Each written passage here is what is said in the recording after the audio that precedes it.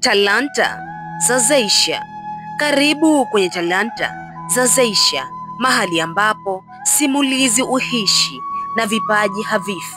Leo tunamwangazia mwanamke aliyeandika historia katika siasa na sheria, mwanamke mwenye hekima, msimamo na sauti yenye uzito mkubwa katika taifa.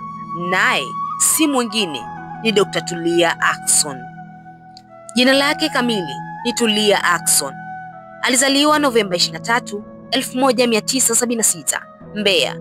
Safari yake ilianzia kwenye mazingira ya kawaida, lakini ndani yake kuna ndoto isiyo ya kawaida. Alisomea sheria hadi kiwango cha juu, akahitimu shahada ya uzamivu PhD katika sheria kutoka Chuo Kikuu cha Cape Town, Afrika Kusini.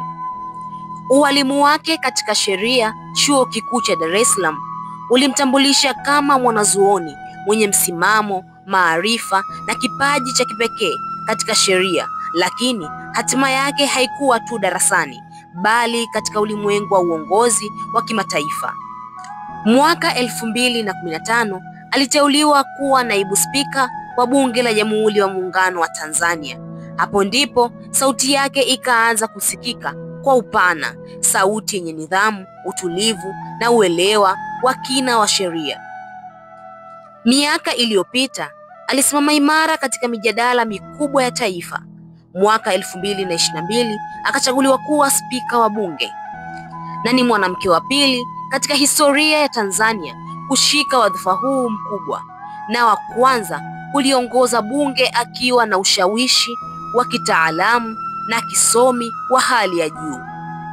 Dr. Tulia Ackson ni kielelezo cha mwanamke anayeweza kusimamia sheria, anayeweza kuwa kiongozi na anayeweza kubeba hadhi ya taifa bila kelele, bali kwa hekima. Asante kwa kuwa nami katika simulizi hii fupi ya Dr. Tulia Ackson kupitia Talanta za Zeysha. Ikiwa umeguswa na safari hii ya kipekee, tafadhali usiache kulike, kutoa maoni, bila kusahau kusubscribe kwa simulizi zaidi za wanawake na wanaume waliobadilisha historia ya taifa letu. Tukutane tena mpaka simulizi ijayo. Kumbuka, kila talanta ina hadithi na sisi ndiyo tunazielezea.